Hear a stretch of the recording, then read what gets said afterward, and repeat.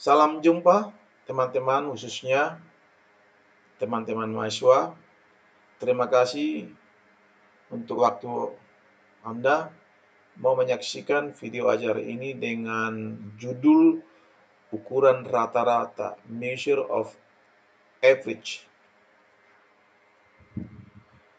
Sesudah menyaksikan video ini, Anda akan mampu untuk menghitung rata-rata hitung atau rata-rata aritmatika serta variannya, yaitu rata-rata hitung berbobot unweighted mean. 2. Menghitung angka median serta variannya, yaitu kuartil, desil, dan persentil. 3. Menghitung angka modus. 4. Menghitung rata-rata hitung, median, kuartil, desil, dan persentil memakai data distribusi frekuensi. 5. Menyelesaikan latihan soal-soal. Kita tahu data statistik biasanya meliputi sejumlah besar skor atau pengamatan, sehingga sulit menggambarkan sekaligus semua skor yang terliput dalam data atau membandingkannya dengan yang lain. Namun, jika sebuah angka tunggal dapat ditentukan, angka mana dapat digunakan sebagai skor yang mewakili suatu kumpulan data tertentu, maka kesulitan itu dapat diatasi. Angka tunggal dimaksudlah dinamakan sebagai ukuran rata-rata. Beberapa ukuran rata-rata yang mau kita bahas dalam video ajar ini. 1. Rata-rata hitung atau dalam bahasa Inggrisnya arithmetic mean. 2. Weighted mean, rata-rata berbobot, ya, weighted, ya, ini salah tulis ini, weighted mean. Median, kuartil, desil, persentil, dan modus. Formula untuk menghitung rata-rata hitung atau rata-rata aritmatika bagi data populasi dengan simbol mu. Mu sama dengan X1 tambah X2 dan seterusnya hingga data yang ke N dibagi dengan jumlah pengamatan N. Dengan formula ini, N untuk simbol populasi, N untuk simbol populasi. Katakanlah data populasi dimaksud adalah ini, maka rata-rata hitungnya dengan mudah kita hitung 10 tambah 12 tambah 14 dan seterusnya tambah 24 dibagi dengan 8 jumlah pengamatan. 136 dibagi 8 sama dengan 17. Sama dengan 17. Apa arti angka 17 ini? Arti angka 17 ini secara rata-rata setiap skor ini adalah 17. Tentu ada data, ada skor ini di bawah rata-rata, ada persis pada rata-rata, ada di atas rata-rata. Tapi secara rata-rata kita dapat katakan setiap skor ini adalah 17. Tapi kenyataannya ada di bawah rata-rata, ada di atas rata-rata. Bagi data sampel dengan simbol ini X bar, demikian dibaca X bar, ada bar di atasnya, dan simbol pada penyebutnya adalah N kecil, huruf kecil. Tidak sulit memahami ini. Contoh 12 tambah 16 tambah 20 dibagi 3 sama dengan 16. Tapi dalam modul pembelajaran kita ini, kita tidak membeda-bedakan apakah data dimaksud adalah data populasi atau data sampel. Pembedaan itu hanya kita dapati ketika kita membahas statistika inferensial, di mana kita membuat inference kesimpulan atau estimasi atau generalisasi dari populasi untuk ya di mana dari sampel kemudian mengeneralisasikannya kepada data populasinya. Jadi data sampel menjadi data populasi. Ya, jadi sekali lagi kita di sini tidak membeda-bedakan apakah data yang kita persoalkan adalah data populasi atau data sampel.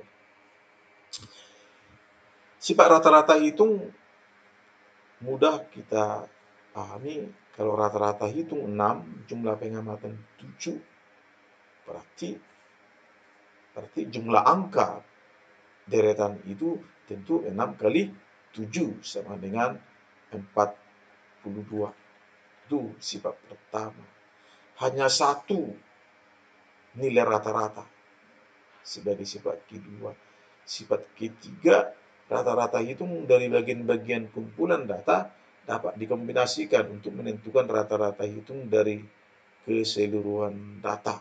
Ya, itu sifat ketiga. Ya, jadi misalnya rata-rata dari 3 skor pertama, rata-rata dari 4 skor yang kedua, rata-rata dari 5 skor yang ketiga, kita dapat hitung. Lalu kita mencari rata-rata dari rata-rata tadi, dari 3 rata-rata tadi, maka hasilnya adalah sama dengan menghitung rata-rata untuk keseluruhan skor itu. Ya, itu arti daripada sifat ketiga ini. Sifat yang keempat ini ya, yaitu kelemahan dari rata-rata itu sendiri. Kalau pengamatan itu terdapat angka yang ekstrim, yaitu angka yang sangat besar atau angka yang sangat kecil. Di sini ada angka ekstrim di sini, yaitu angka 89. Kalau kita cari rata-rata hitungnya ini, jawabannya adalah 20. Tapi angka ini tidak mewakili sangat baik ya kumpulan angka ini. Coba perhatikan, 2 dengan 20 jauh sekali di atas rata-ratanya. Demikian juga ini. Ini memang persis rata-rata hitung itu sendiri. Tapi secara umum ya, angka ini tidak mewakili dengan baik kelompoknya. Ya. Jadi itulah kelemahan dari rata-rata hitung jika terdapat data yang sangat ekstrim, data yang sangat besar atau data yang sangat kecil. Rata-rata hitung ditimbang, weighted mean. Ya. Apa yang kita bahas tadi adalah rata-rata tidak ditimbang, ya, rata-rata tidak berbobot.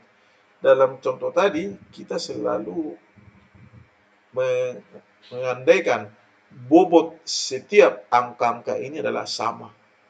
Ya, bobot dari setiap angkanya adalah sama. Jadi misalnya seperti ini. Ada 3 skor ini. Bobot angka pertama kita kasih bobotnya sepertiga, sama dengan angka kedua sepertiga, sama dengan angka ketiga dengan bobotnya sepertiga. Jadi masing-masing katakanlah dalam persentase sebanyak 33,33%. Sama bobotnya, tapi dalam hal-hal tertentu bukan tidak sering terjadi ya, di mana bobot itu berbeda dari angka ke angka lainnya. Itu sering kita jumpai dalam membuat nilai final ya, hasil ujian seorang mahasiswa dalam semester tertentu. Katakanlah dalam penilaian hasil ujian statistika seorang mahasiswa misalnya. Ya, kita tahu ada 4 komponen ya yang ditempuh mahasiswa dalam proses memperoleh nilai finalnya. Ada kehadiran, ada penugasan, assignment, yang terdiri dari paper, ada quiz, atau yang lain, ya, yang biasanya dikerjakan di luar kelas. Tentu ada UTS, ada UAS, di mana dilaksanakan di ruang tertutup dan diawasi. Ya.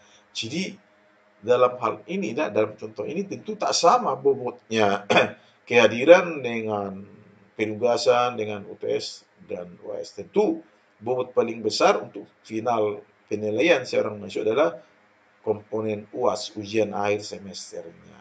Ya, ada kehadiran, ini bobotnya hanya kecil, katakan 5%. 5%, ini 15%, ini 30, ini 50%. Berbagai kampus menetapkan bobot yang berbeda-beda, ya. Mengikuti angka ini, skor ini, maka rata-ratanya adalah 70 tambah 80 tambah 75 tambah 85 sama dengan 77,5. Jadi angka rata-rata mahasiswa yang bersangkutan adalah 77,5, ya. Angka ini disebut angka tak berbobot, unweighted arithmetic mean. Tapi dalam kenyataannya final seorang mahasiswa adalah tidak demikian. Bobotnya berbeda. Untuk kehadiran katakanlah bobotnya 10. Untuk penugasan assignment bobotnya 20. Untuk UTS katakanlah sebagai ilustrasi 20 dan UAS ujian akhir semester 50. Tentu jumlahnya tetap 100%. 30, 50, 100 ini. Jadi untuk memperoleh nilai finalnya tentu kita kalikan masing-masing dengan bobotnya. 70 kali 10 tambah 80 kali 20 tambah 75 kali 20 tambah 85 kali 50 per 100. Ternyata hasilnya adalah 84 sebagai angka rata-rata hitung berbobot. Beda dengan angka rata-rata tak berbobot tadi 77,5 dengan bobot yang sama. Dengan bobot yang tidak sama, ternyata mahasiswa yang bersangkutan memperoleh angka yang lebih tinggi, yaitu sebesar 84 untuk data yang kita abaikan ini. Itulah rata-rata hitung berbobot. Contoh kedua, andaikan guru meminjamkan uang Rp50.000 pada tingkat suku bunga 12%. Uang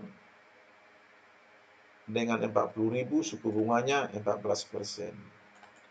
Uang dengan 30.000 dengan suku bunga 13%. Pertanyaan adalah berapa rata-rata tingkat suku bunga? Berapa rata-rata tingkat suku bunga per rupiah pinjaman? Pertanyaan berbeda dengan pertanyaan pada A.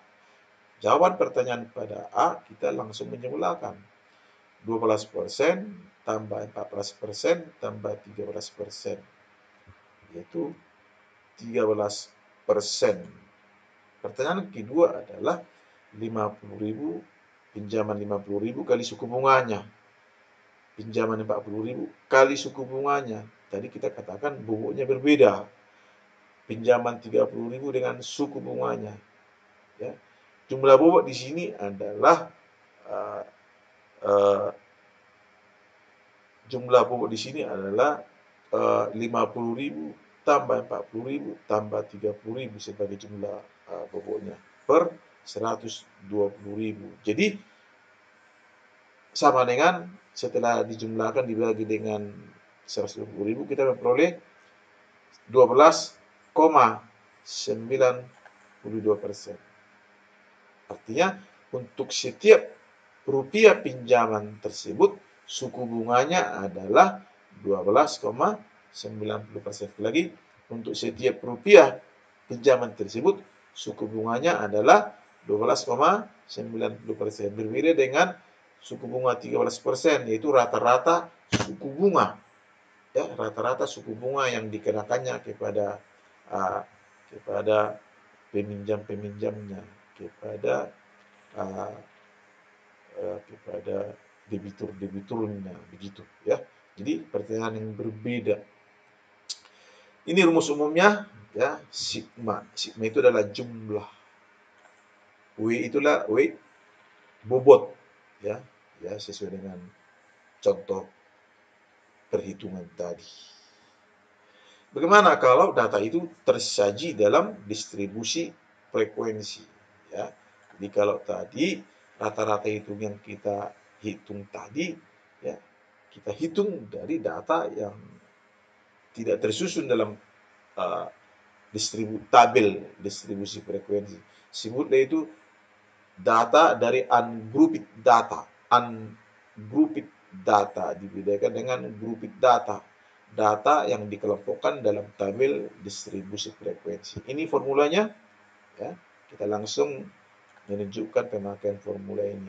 F jelas frekuensi, sedangkan X sama dengan titik tengah kelas. Yaitu istilah yang sudah kita bahas dalam modul distribusi frekuensi. Ya. Tidak sulit menjawab ini. Mari kita hitung titik tengah kelas. 5 tambah 9 dibagi 2. 14 dibagi 2 sama dengan 7. 10 tambah 14 tambah 14 dibagi 2. 24 dibagi 2, 17. Demikian seterusnya. Sebenarnya dapat satu, dapat semuanya. Dengan menambahkan angka 5, yaitu angka besar kelas bagi setiap angka yang kita cari, kita dapat. 7 tambah 5, 12. 12 tambah 5, 17. 17 tambah 5, 22, dan seterusnya. Lalu sesuai formula tadi, mari kita kalikan titik tengah kelas dengan frekuensinya masing-masing. Itulah ini. 1 kali 7, 7. 10 kali 12, 120. Demikian seterusnya, di total dapatnya 2000. Jadi rata-rata hitung adalah 2000 dibagi 100 sama dengan 20. Ya, 20 itu rata-rata hitung dari data yang tersaji dalam distribusi frekuensi. Selanjutnya, median. Median ialah angka tengah sebuah kumpulan data, skor, ya, di mana angka-angka itu sudah disusun mulai terkecil hingga yang terbesar, ya, disusun menurut besarnya, itu angka median, ya. Jadi namanya angka tengah, berarti angka-angka sesudah median tentu sama dengan jumlah skor sebelum median itu sendiri sama. Jadi median itu membagi kumpulan angka menjadi dua bagian yang sama. Ya, 50% di sebelah kiri, 50% di sebelah kanan. Median. Contohnya ini. Contoh, ya. Kita urut dulu angka ini mulai terkecil hingga yang terbesar. Lalu dengan mudah kita tetapkan mediannya, yaitu angka di tengah ini, 5. Coba jumlahkan. Banyak skor di kirinya, ada 3. Banyak skor di sebelah kanannya, ada 3. Sama. Jadi sesuai dengan definisi tadi. Ya, sesuai dengan definisi tadi. Kalau kita perhatikan ini bagaimana cara mencarinya. Setengah dari jumlah skor. Ini jumlah skor berapa? Ada 7. Ada 7 ini. Jadi setengah kali 7, 3,5. Ingat, selalu bulatkan ke atas. Selalu bulatkan ke atas. Jadi pengamatan. Jadi tadi setengah kali 7, 3,5. Bulatkan ke atas. Berarti median itu adalah angka yang keempat. Ini angka yang keempat. 1, 2, 3, 4. Angka yang keempat. Setengah kali 7 sama dengan 3,5 dibulatkan ke atas menjadi 4. Jadi pengamatan yang keempat. Demikian dengan mudah kita peroleh angka median. Ini contoh yang kedua. Ya. Kalau angka itu jumlah angka itu jumlah genap. Tadi jumlah ganjil, ya. Lagi-lagi Anda susun menurut besarnya dari yang terkecil hingga yang terbesar. Tadi prinsipnya adalah median itu adalah angka di tengah, ya, angka di tengah. Jumlah angka di kiri sama dengan jumlah angka sesudah angka median, ya. Jadi kalau kita perhatikan ini, ya, bahwa median itu adalah sesuai dengan definisi tadi, berarti 6 tambah 8 dibagi 2. 14 dibagi 2 sama dengan 7. Cara mudah adalah setengah kali jumlah pengamatan. Ini pengamatan berapa tadi? 6. 2, 4, 6. Setengah kali 6 sama dengan 3. Ya, selalu menghasilkan bulat dia. 6. 6 itu genap. Setengah kali 6, 3. Jadi median itulah pengamatan ketiga tambah pengamatan yang keempat. Pengamatan ketiga tambah pengamatan yang keempat. 6 tambah 8 dibagi 2 sama dengan 7. Demikian dengan mudah mencari angka median kalau jumlah pengamatan itu adalah genap. Jadi kalau jumlah pengamatan adalah 8, mediannya adalah setengah kali 8. 4, berarti median adalah pengamatan keempat tambah pengamatan kelima dibagi 2. Gitu, ya. Dengan mudah mencari median. Sifat-sifat median, ya, median itu ditentukan menurut posisinya di mana, posisi yang di tengah. Hanya satu median, ya, hanya satu ada median, ya, persis seperti rata-rata hitung, hanya satu rata-rata hitung, hanya satu median.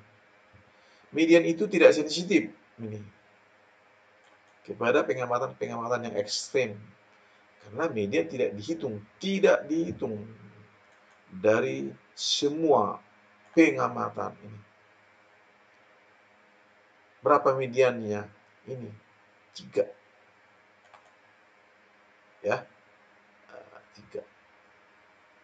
Jadi median sama dengan 3. Kalau kita lihat, median itu lebih mewakili kelompoknya, lebih representatif dia daripada rata-rata hitung sama dengan 20 yang kita hitung tadi. Ya, di sini median lebih baik, ya, lebih representatif daripada rata-rata hitung untuk merepresentasikan data ini.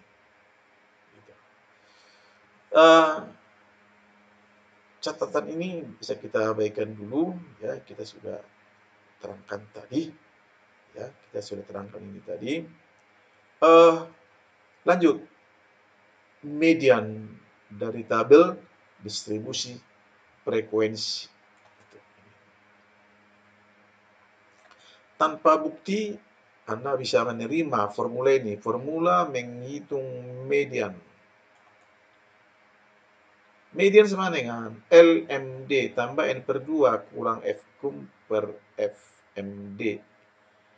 MD itu median, LMD adalah batas bawah. Perhatikan, batas bawah. Sebelumnya kita sudah terangkan konsep dalam vocabulary distribusi frekuensi. Batas kelas, limit kelas. Limit bawah kelas, limit atas kelas. Tentu ada batas bawah kelas, batas atas kelas, gitu, ya. Fkum frekuensi kumulatif. Sebelumnya kita sudah mengenal konsep ini, konsep kumulatif, konsep relatif kumulatif, gitu. Kumulatif sebelum kelas median. Frekuensi mutlak, ya, bedakan dengan frekuensi relatif, frekuensi absolut atau mutlak. C adalah besar kelas. Ada yang terlupakan di sini. Ini kali C, ya, maaf, di sini ada C kali C sebagai besar kelas. Bisa Anda perbaiki ini. Langsung kita contoh ini. Mula-mula kita tentukan dulu kelas median itu sendiri. Tadi median angka tengah. Pertanyaan adalah di kelas keberapa median itu terletak? Ada skor 100. Tadi median separuh. Setengah kali 100. 50. Berarti median itu ada di kelas yang ke 50. Setengah kali 100. Kelas ke 50.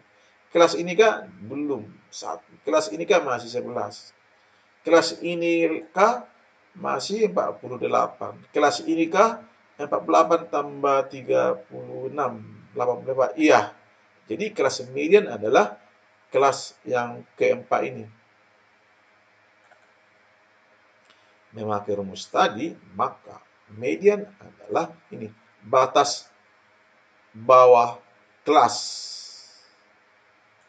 ada tips untuk cepat mencari batas kelas. Ya, kalau data itu data diskrit seperti ini tidak ada angka 0,99, 0,99, katakanlah ini data diskrit. Jadi bisa Anda tunjukkan, nanti buktikan kalau dia data diskrit, maka batas bawah kelas Anda cukup mengurangkannya dengan 0,5 ini. Kurangkan dengan 0,5. Sedangkan batas atas kelas Anda tinggal menambahkan angka 0,5. Jadi batas bawah kelas pertama ini adalah 4,5. Batas bawah 4,5. Batas atas 9,5. Ini batas bawah 9,5. Batas atas 14,5. Jadi dengan mudah kita dapat tetapkan batas bawah kelas median, yaitu 20,0,5, 19,5 ini. Tambah sesuai rumus tadi setengah kali 100 kurang frekuensi kumulatif sebelum kelas median, yaitu 1 tambah 10 tambah 37, yaitu 48. Per frekuensi kelas median. Mana frekuensi kelas median? Tentu ini 36. Kali batas kelas 5, ya saudara lihat ini. Selisihnya sama 5. Dan itu adalah prinsip penyusunan tabel. Besar kelas antar kelas adalah sama. Ya, besar kelas antar kelas adalah sama. Sebesar 5. Ya, dihitung hasilnya adalah 19,8. Itulah median. Modus itu adalah angka yang paling sering muncul, gitu. Angka yang paling sering muncul, ya. Dalam percakapan sehari-hari kita sering mendengar modus kecelakaan, ya, modus pencurian motor, ya, yaitu pencurian motor yang paling sering terjadi. Pencurian yang paling sering terjadi, kecelakaan yang paling sering terjadi di perempatan jalan, menerobos lampu merah misalnya, itu modus, ya. Dalam percakapan sehari-hari sering kita mendengar modus, ya. Modus nyontek mahasiswa misalnya, bisa kita tahu modusnya, ya, seperti apa biasanya mahasiswa itu nyontek waktu ujian misalnya, itu adalah modus. Modus boleh satu, boleh dua, ya. Kalau dua modus disebut bimodal. Kalau banyak modusnya multimodal. Contohnya adalah ini, modus ini. Ya, modus. Paling bagus urutkan dulu dia dari kecil hingga terbesar. Di sini angka 8 muncul 2 kali. Angka 8 muncul 2 kali. Maka modusnya adalah dan pula muncul hanya sekali, ya. Angka-angka lain muncul hanya sekali. Jadi modusnya hanya satu, yaitu 8. Contoh kedua ini tak ada modusnya karena setiap angka hanya muncul sekali saja. Ya. Contoh 3 ada 2 modusnya. Angka 2 muncul 2 kali. Angka 3 juga begitu, muncul 2 kali. Jadi modusnya hanya 2. Ada 2, yaitu 2 dan 3. Begitu. Sifat-sifat modus, karakteristik modus, ya. Modus ditentukan menurut banyak kalinya angka-angka muncul. Modus dapat dipakaikan baik kepada data kuantitatif maupun kepada data kualitatif. Seperti tadi modus pencurian motor, ya, modus kecelakaan dan seterusnya, ya. Modus itu tidak sensitif kepada pengamatan-pengamatan yang ekstrim, karena modus tidak dihitung dari semua pengamatan. Itu modus, ya. Ingat tadi pengamatan ekstrim yang paling besar atau yang paling kecil itu data ekstrim, ya. Ini modusnya 2 ini karena muncul 2 kali angka 2-nya. Pertanyaan adalah modus di sini lebih representatif daripada dari kumpulan data itu, daripada rata-rata hitung dulu. Tadi sudah terhitung di sini rata-rata hitungnya adalah 20, sedangkan modusnya adalah 2. Jadi kita dapat katakan bahwa modus lebih representatif daripada rata-rata hitung. Modus lebih representatif daripada rata-rata hitung. Tapi dalam kasus kita ini modus adalah inferior, ya lebih buruk mewakili kelompok ini daripada median.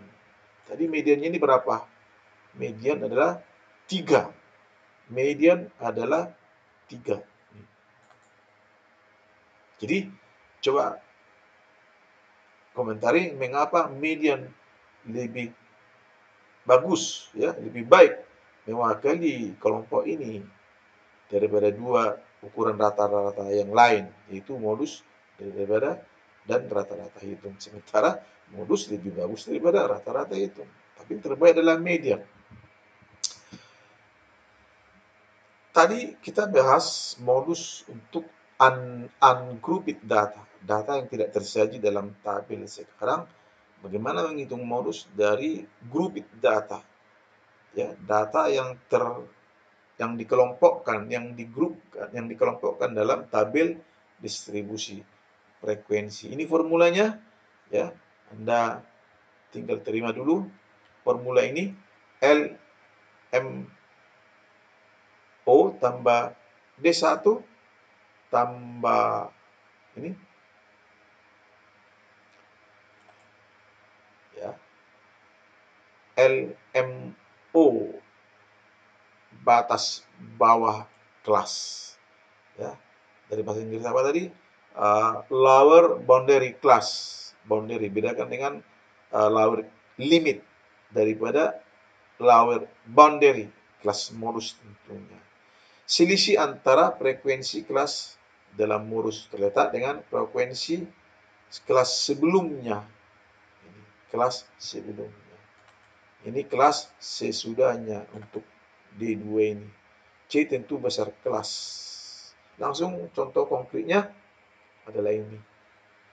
Ya. Mari kita cari dulu, kita tetapkan dulu kelas modus. Kelas modus. Tadi secara prinsip modus itu adalah angka yang paling sering muncul. Tentu kelas modus itu kita tetapkan di kelas di mana frekuensi terbanyak, terbesar, yaitu pada angka 37. Jadi kita harapkan angka modus itu adalah pada interval ini. Angka modus. Oke, kita sudah dapat angka modus, kita masukkan ke formula tadi. Ini batas bawah kelasnya adalah tadi ada tipsnya, kurangi dengan 0,5, 14,5 ini. Tambah 27 D1 ini. Per 27 tambah 1. Tadi formulanya adalah D1 per D1 tambah D2. Ya. Selisih antara ini D1 itu frekuensi kelas dengan frekuensi sebelumnya, itu D1. D2 dengan frekuensi sesudahnya. Jadi kita lihat ini 37 kurang 10. Itulah D1. Berapa itu? 27. 37 kurang 36. 1. Jadi sesuai rumus tadi D1 27 per D1 27 tambah D2 1 kali besar kelas. Dihitung hasilnya adalah 19,3.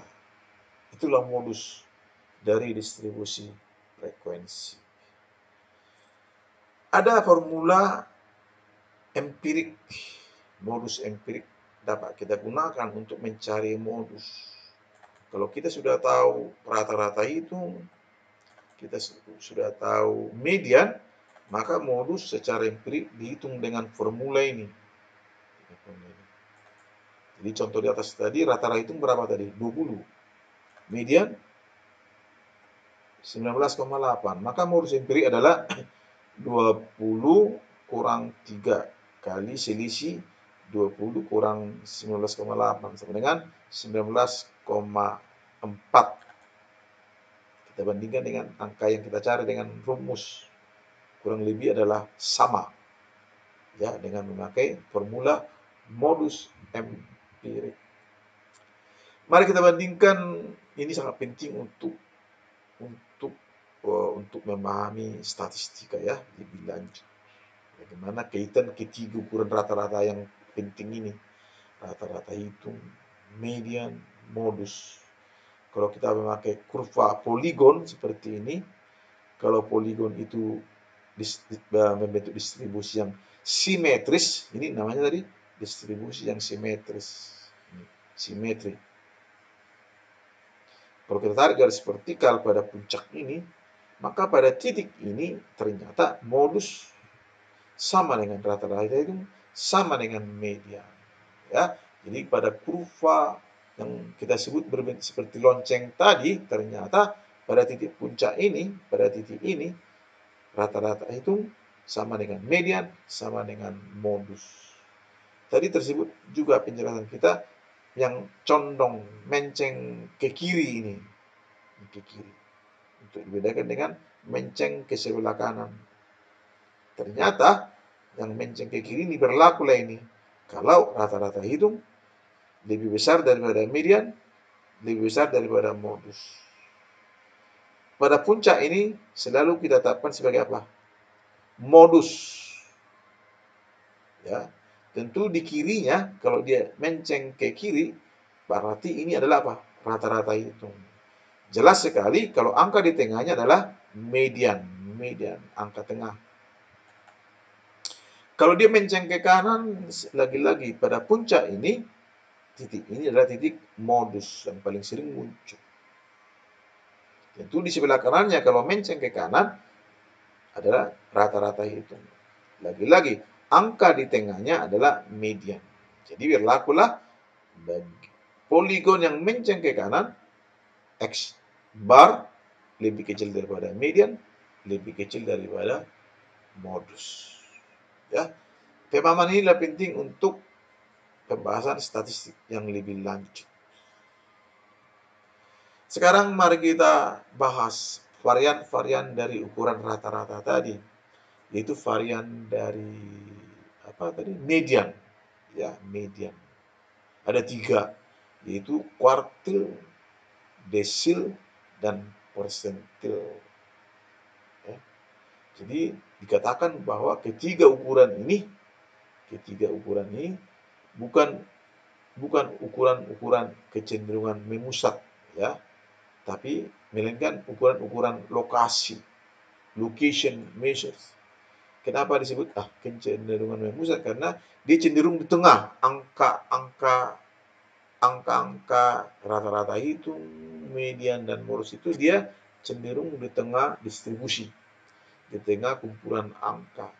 Kalau kuartil, desil, persentil dia lebih disebut sebagai ukuran lokasi.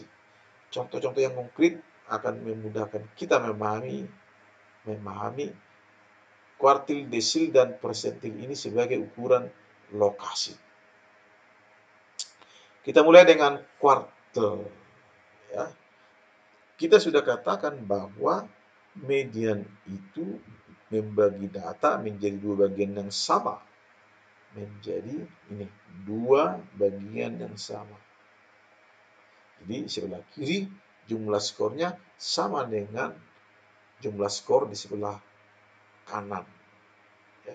Sekarang dalam praktek kita tidak hanya selalu membagi 2 bagian yang sama. Kita sering membagi data itu menjadi 4 bagian yang sama. Ya, menjadi 4 bagian yang sama. Kalau kita membagi data menjadi 4 bagian yang sama, tentu kita memerlukan garis pembagi 3, bukan 4. 3, 1, 2, 3. Jadi, bagian pertama disebutlah itu kuartil pertama dengan simbol Q1. Q1. Bagian kedua yang sama tadi disebut kuartil kedua. Bagian yang ketiga Q3. Ya, jadi sesuai dengan banyak garis pembagi tadi, sebanyak itulah kuartil. Kuartil pertama, kuartil kedua, kuartil keempat. Kuartil ketiga, tak ada kuartil keempat. Ya, dapat kita tafsirkan Q1 itu apa? Ya, seperti median, Q1 itu membagi data di sebelah kiri. 25% terkecil, 75% yang terbesar. Itu. Kalau median 50% terkecil di kiri, 50% sama, 50% terbesar di sebelah kanan. Jadi kalau serupa dengan itu, Q1 menjadi 25% terkecil dari angka kuartil 1 dan 75% ya lebih besar dari angka kuartil 1. Ya. Jelas Q2 itu adalah median itu sendiri, karena Q2 tadi apa? Q2 memisahkan 50% terkecil dari angka-angka 70 dari angka 50% terbesar. Sama, 50%, 50%. Berarti itu sendiri adalah median. Itu adalah median sendiri. Serupa dengan itu adalah Q3, Q kuartil ketiga. 3/4 ya. Berarti kita pisahkan data itu 25% terbesar ya dari 20% terkecil, atau dengan lain kata Q3 itu angka di kirinya Q3 ada sebesar 20% dan angka-angka di sebelah kanan angka kuartil ketiga adalah 75%. Itu maksudnya ya. Ini ya, bisa baca ini setelah ini dengan kata lain gitu ya. Oke, itulah Q1, Q2, Q3. Sekali lagi, tidak ada Q4. Ini contohnya, contoh konkretnya. Katakanlah data ini. Lalu kita urut mulai terkecil hingga yang terbesar. Terkecilnya 57, terbesarnya 97.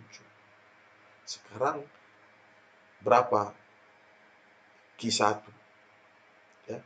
Q1 tadi ada data itu sebesar 20. Ya. Jadi kalau kuartil pertama berarti seperempat kali 20 ya 5. Ya. Kalau kita bagi ini menjadi bagian yang sama, setiap bagian tentu berisi 5 angka. Ya. Berisi 1, 2, 3, 4, 5 ini. 1 garis pembagi kedua mana? 1, 2, 3, 4, 5 ini. Salah. 1, 2, 3, 4, 5 ini. Inilah Q1, Q2, Q3. Tak ada garis pembagi yang keempat. Jadi setiap pembagian ini berisi angka yang sama sebesar 5 skor. Seperempat kali 20 sama dengan 5 ini. Ya, 5 skor. 5 skor, 5 skor. Jadi Q1 berapa? Kuartil 1. Tentu ini pengamatan yang kelima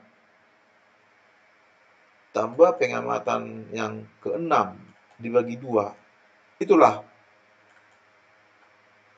Q1. Q1. Q2, Q3 pengamatan yang ke berapa ini? 2/4 ke-7 tambah pengamatan yang ke-8 dan seterusnya sesuai dengan ini. Q1 seperempat kali 25. Jadi pengamatan ke-5 tambah pengamatan ke-6 dibagi 2. 67 tambah 76 dibagi 2. 71,5. Q2 ya, per definisi Q2 itu 2/4 kali 20 ya. Itu 10. Berarti pengamatan yang ke-10 tambah pengamatan yang ke-11 bagi 2 ini. 77 tambah 78 per 2. 77,5. 5. Q3, 3/4 kali 20 berapa? 3/4 kali 15. Berarti Q3 itulah pengamatan ke-15 tambah pengamatan ke-16 dibagi 2. 80 tambah 82 dibagi 2 ini. 80 tambah 82 dibagi 2. Sama dengan 81. Sekali lagi, tidak ada Q4. Demikian kuartil pertama. Ya, bayangkan kalau ada 100 skor angka. Ya, Q1 berapa?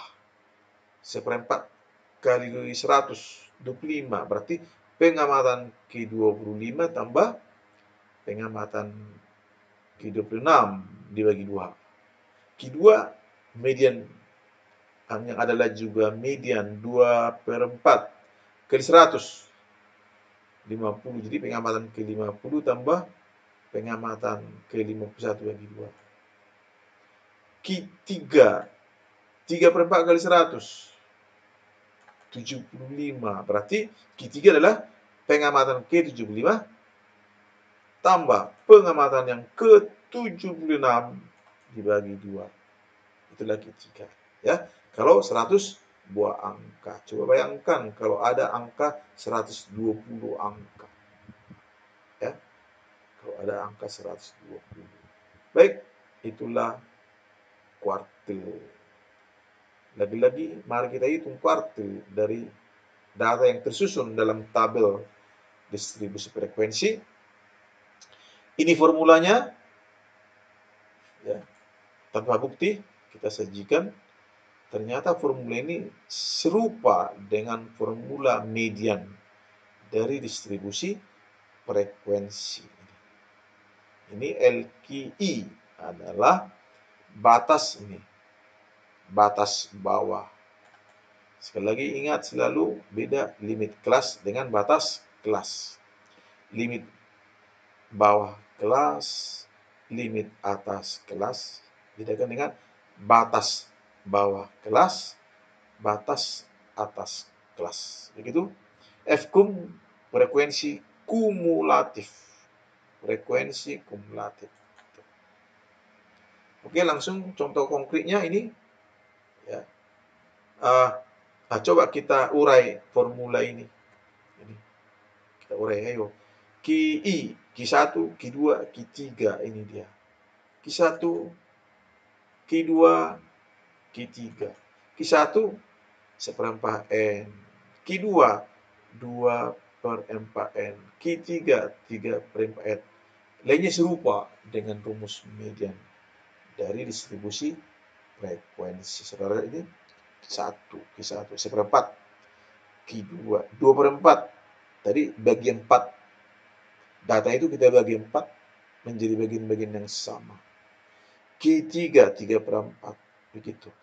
Oke, langsung contoh. Kita memakai contoh sebelumnya. Mari kita hitung Q1. Kita tentukan dulu kelas kuartil Q1 ini di mana dari kelas-kelas ini. Mudah menjawabnya. Q1 itu adalah 1/4 kali 100, 25.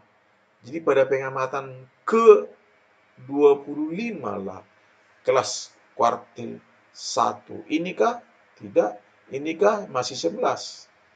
Ini 48. Iya, di sini. Inilah kelas Q1. Yuk kita cari. Q1 sama dengan batas bawah kelas 14,5. Ingat tips rumus pamungkas kita itu. Kurangi dengan 0,5. 14,5 kali ini sesuai rumus 1/4 kali 100 kali 11 bagi 37 kali besar kelas 5 ini. Q2 ini, Q2 itu pada kelas keberapa? 2 Q2 2/4 tentunya kali 100 tentu 50. Jadi pada pengamatan ke-50 lah kelas Q2. Pengamatan ke-50 di sini belum, masih pengamatan ke-48 di sini. Tentu di sini kelas Q2 ini. Kelas Q2. Jadi angkanya berapa? 19,5 ini 19,5 kali dan seterusnya, yaitu 19,78 yang sama, tentu sama dengan mediannya yang sudah kita hitung sebelumnya pasti. Q3, mana kelas Q3? Berapa dia Q3? 3 itu Q3 berarti 3/4 kali 100. Tentu 75.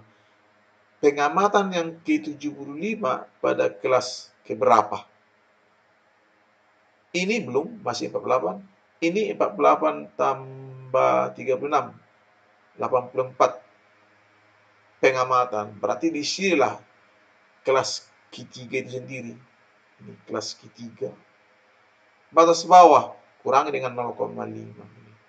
Ini 19,5. Hasilnya 23,25. Begitu menghitung Q1, Q2, Q3. Lanjut desil. Desil.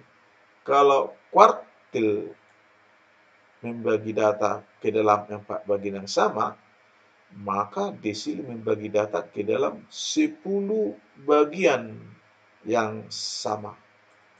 Gitu. 10 bagian yang sama. Kalau kita bagi 10 bagian yang sama deretan angka, kita butuh garis pembagi sebanyak 9. Jadi serupa dengan kuartil, ya, maka hanya 9 desil. Jadi desil pertama, desil kedua, desil ketiga, hingga desil yang ke-9. Sesuai dengan garis pembagi hanya 9. Tak ada desil ke-10. Apa makna D1?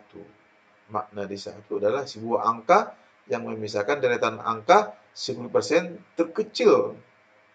Ya, yang dari angka-angka, ingat, sudah tersusun menurut besarnya dari yang terkecil hingga yang terbesar.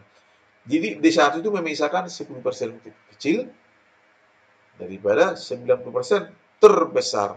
Mengapa terkecil? Karena angka sudah diurut tadi, dari yang terkecil hingga terbesar. Jadi 10% terkecil, 90% terbesar. Demikian ditafsirkan juga untuk D2, D3. Misalnya D4. D4 itu adalah angka, desil keempat adalah angka setelah membagi 40% terkecil dari 60% terbesar itu. Ya, 4/10. Ya, 4/10 atau 40%. Ya, begitu. Ya, kalau dipresentasikan. D4 4/10 atau 40/100. Jadi 40% terkecil dari 60%, 60% terbesar. Begitu. Ya. Oke, itulah desil membagi 10 bagian yang sama. Contoh konkretnya adalah ini, atau kita juga coba kita pahami dulu ini. Katakanlah ada 100 skor. 100. Maka desil pertama adalah 1/10 kali 100. Berapa itu? 10. Berarti desil pertama adalah pengamatan ke-10 tambah pengamatan ke-11 dibagi 2. Gitu. Desil kedua 2/10 kali 100. Berapa itu? 20. Berarti desil kedua adalah pengamatan ke-20 tambah pengamatan ke-21 dibagi 2. Demikian seterusnya hingga D9. Oke? Contoh angka-angka. Ini datanya, ya, raw data ini. Mari kita susun ini sesuai urutannya. Ya, angka terkecil tentu 57, angka terbesarnya 97. Saya sudah diurut. Maka D1 adalah 1/10 kali 20. Berapa itu? 2. Maka D1 adalah pengamatan ke-2 tambah pengamatan ke-3 dibagi 2. Yaitu ini 59 tambah 63 bagi 2. 61. Desil kedua 2/10, ya, penyebutnya 10 ya. 2/10 kali 20. 2/10 kali 20. 4. Berarti desil kedua itu adalah pengamatan ke-4 tambah pengamatan ke-5 dibagi 2. Ini 64 tambah 60, 64 tambah 67 dibagi 2 ini. Demikian D3, demikian juga D4 sama serupa, D5, D6, D7, D8, D9. 9/10 kali 20 berapa itu? 18. Berarti D9 adalah pengamatan ke-18 tambah pengamatan ke-19 dibagi 2. Itulah ini. Hasilnya adalah 91,5. Nanti kita lihat contoh-contohnya dalam ekonomi dan bisnis. Ya, ini hitungan-hitungan matematiknya ini. Lagi-lagi perhitungan desil memakai data yang tersaji dalam tabel distribusi frekuensi. Ya, serupa tapi tak sama. Ini serupa dengan rumus median. Ya, di sini yang membedakannya, saudara, ini I/10.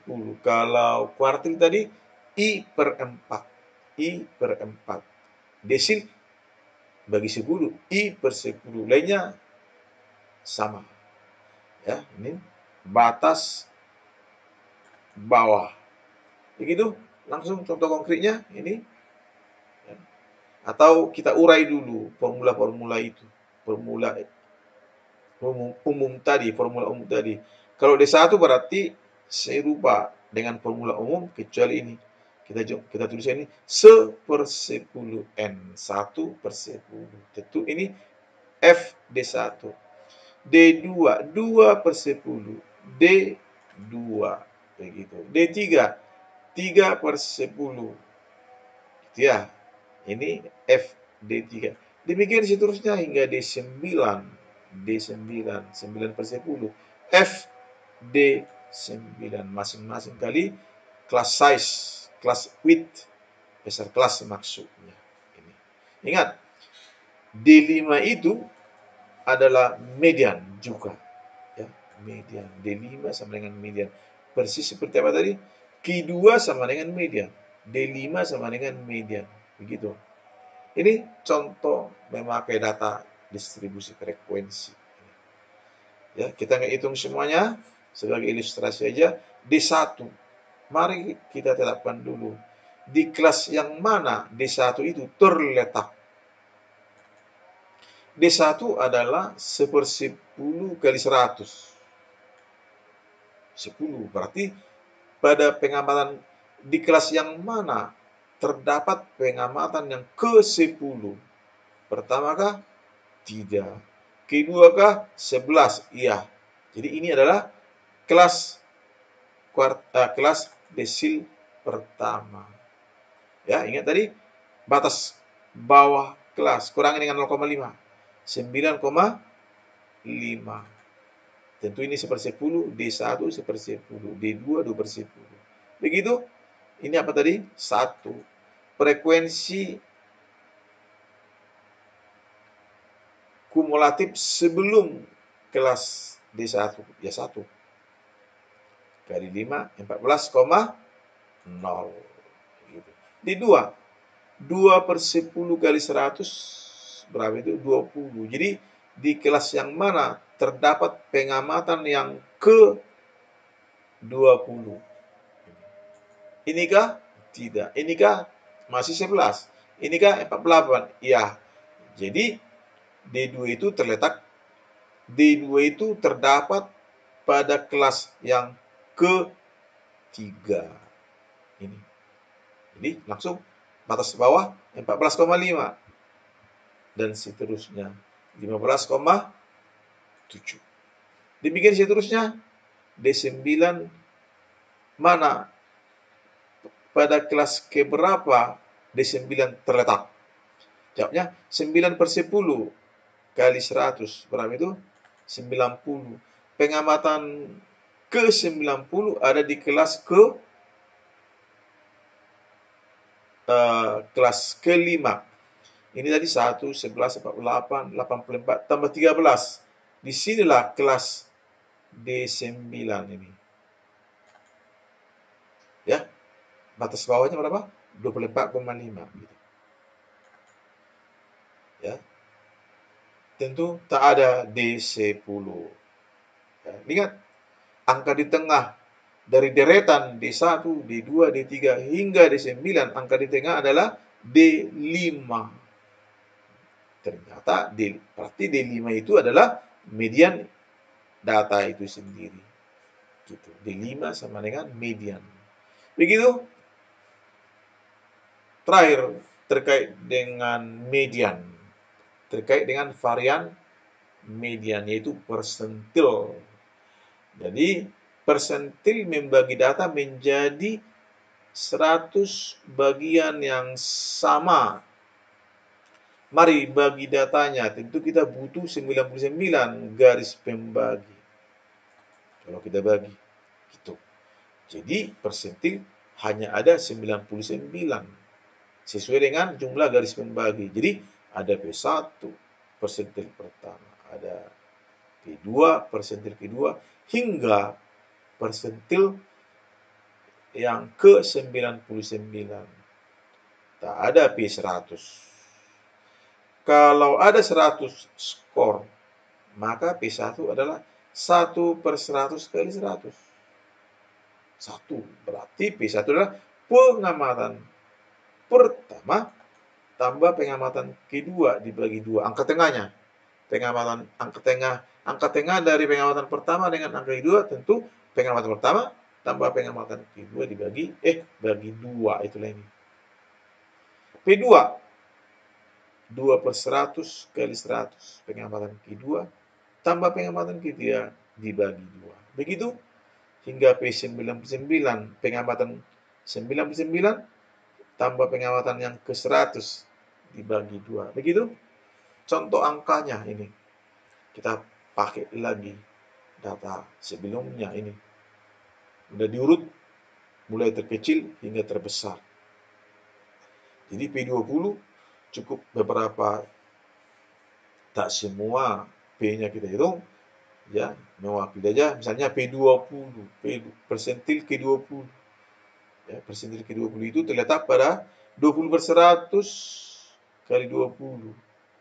Ya, 20.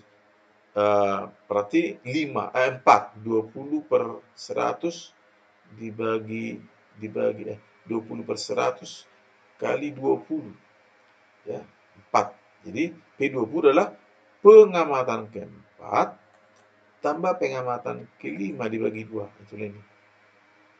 Ya, 6. Tentu sekali lagi urutkan dulu dari terkecil hingga terbesar ini.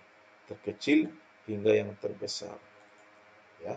Jadi 20/100 kali 20 ya. 20/100 kali 20 1/5 kali 20 berapa itu? 4 ya. Jadi pengamatan keempat tambah pengamatan kelima. Begitu seterusnya P35, P50, P75 dan seterusnya. Ya, P50 jelas adalah median itu sendiri. Jadi bayangkan P1, P2, P3 hingga P99. Angka di tengah adalah P50 yang adalah median itu sendiri. Jadi kesimpulan tadi median itu sama dengan kuartil 2, median sama dengan D5, median sama dengan P50. ke 50. Baik, memakai data tersaji dari dalam distribusi frekuensi. Serupa tapi tak sama dengan rumus median tadi ini. Ini saudara lihat PI, I per 100. Ya, batas bawah sama dengan yang tadi. Kalau kita urai ini, maka formula P1 adalah ini. Formula P2, formula P3, formula P4. Cukup mewakili P20 ini, P20. Tentu ini dalam formula 20 per 100. Begitu. 40 per 100. Ini 50 per 100. Ini 90 per 100 N, begitu ya.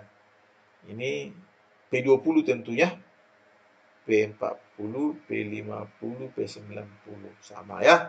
Langsung memakai data sebelumnya ini. Jadi P20 20 per 100. Ya, cari tahu dulu kelas P20 begitu. Cari tahu kelas P20 bagaimana? 20 per 100 kali 100 berapa? 20. Jadi di kelas yang mana? Pada kelas yang mana terdapat pengamatan ke-20. Kelas pertama tidak. Kelas kedua tidak. Kelas ketiga pengamatan ke-48 terdapat. Maka kelas P20 terletak dalam kelas ketiga. Kelas ketiga gitu.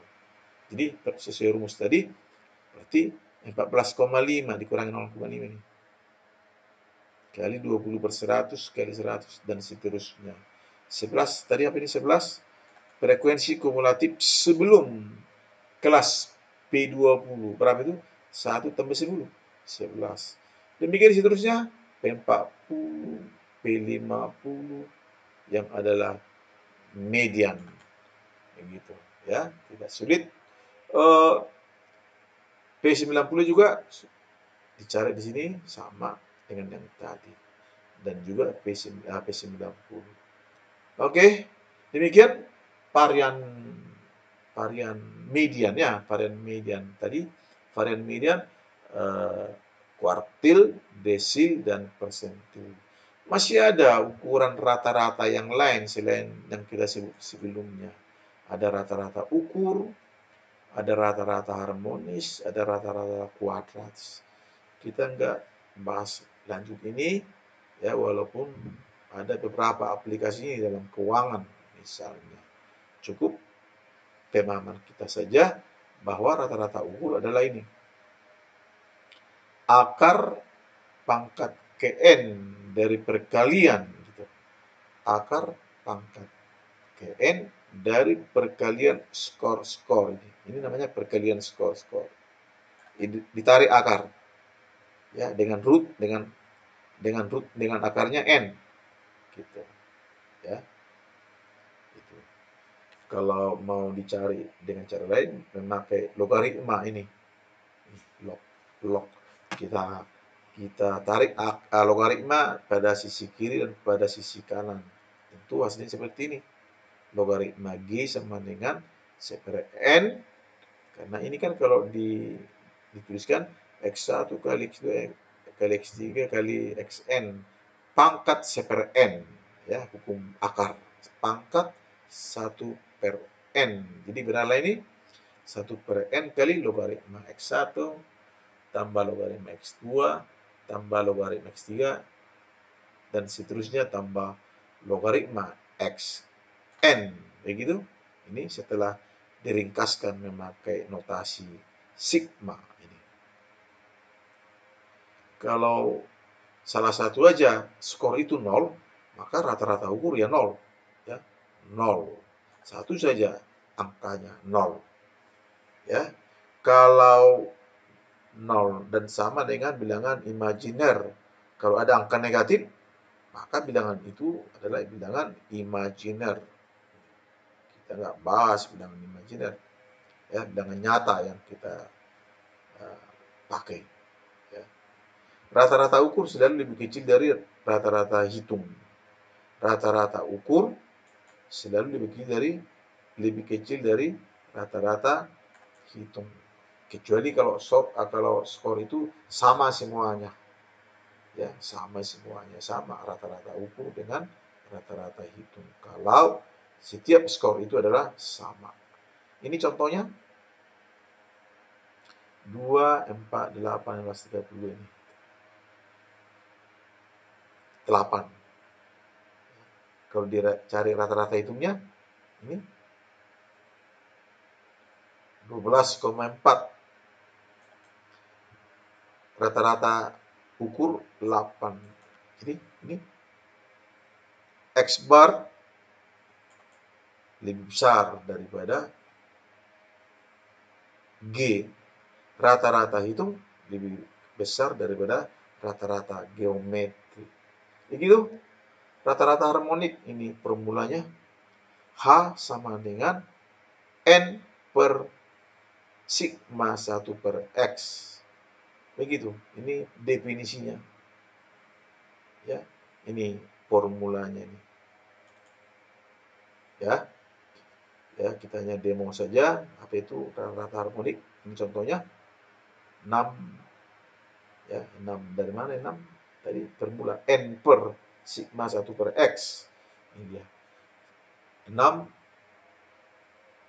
per 1 dibagi 2 tambah 1 dibagi 3 tambah 1 dibagi 6 dan seterusnya. Berapa?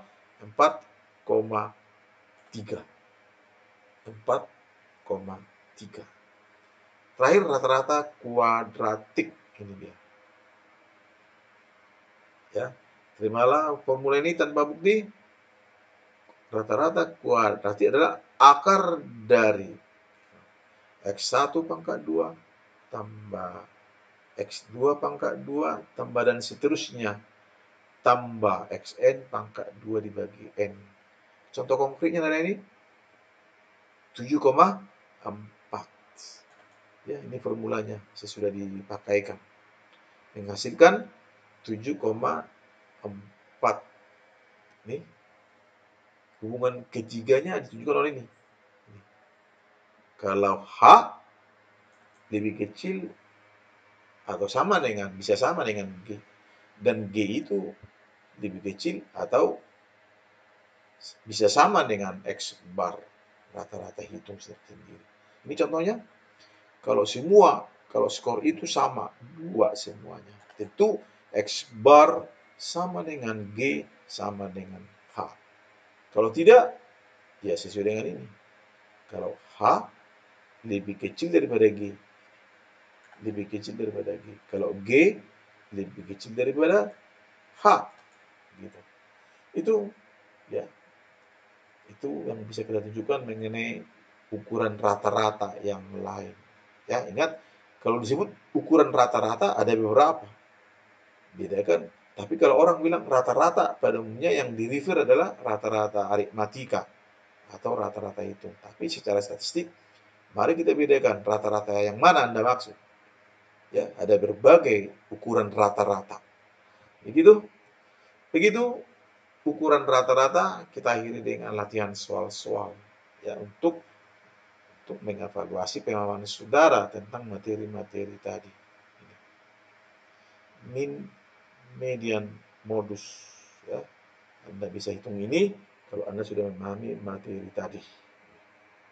Dan cukup latihan di sini untuk saudara praktekkan formula-formula yang sudah kita bahas tadi.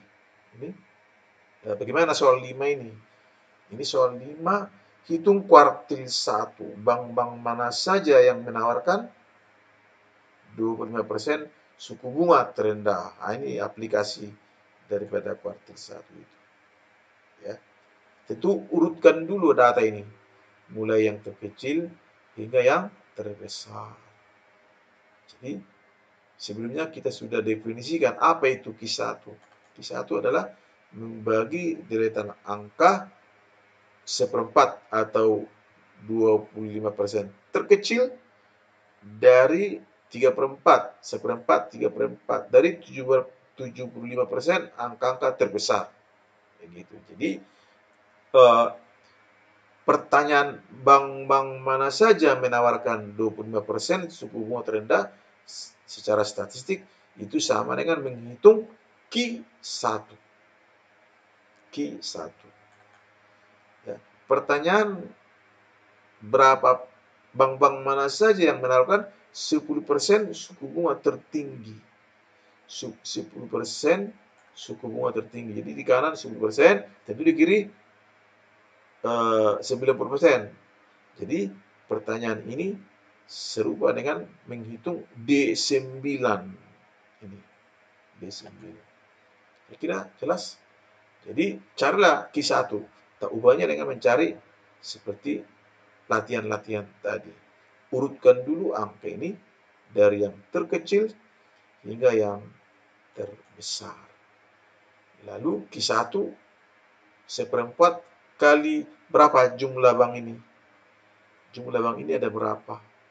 Ya, ada 2, 4, 6, 8, 10, 12, 14, 16, 20, 26.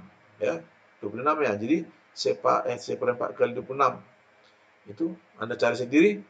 Itulah jawabannya. Q1 ya, Q1 kali jumlah bank ini sendiri. Ya. D9 9/10, 9/10 kali jumlah bank ini sendiri. Gitu. Ya. Kalau angka hasilnya pecahan, ingat waktu kita bicara median, ya. Kalau angkanya ganjil, bulatkan ke atas. Misalnya angkanya 7. Nah, skornya 7. Setengah kali 7, 3,5. Jadi pengamatan yang keempat. Gitu ya. Kalau angkanya genap, katakanlah 8 skornya. Setengah kali 8, 2 ya. Setengah kali 8. Kalau angkanya 8, setengah ke 8, 4. Jadi pengamatan ke-4 tambah pengamatan ke-5. Serupa dengan itulah Anda mencari Q1 dan D9. Ya. Q1 dengan 9. Sekali lagi, coba ini berapa tadi kurang teliti kita menghitungnya berapa jumlah bank ini?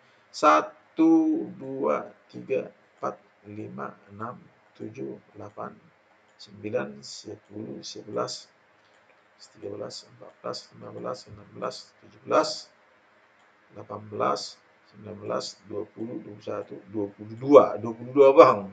Jadi 9/10 kali 22 bank, ya, kali 22. Tentu angka pecahan bulatkan ke atas. Jadi pada pengamatan itulah D9 terletak pengamatan yang kesekian tambah pengamatan yang kesekian bagi 2. Ya, Anda coba cari sendiri. Begitu teman-teman.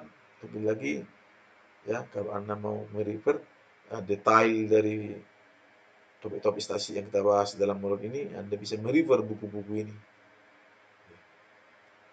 Demikian teman-teman, terima kasih Anda sudah menyaksikan video acara ini. Jangan lupa like, komen, melakukan subscribe, share atas video acara ini. Terima kasih, sampai jumpa lagi.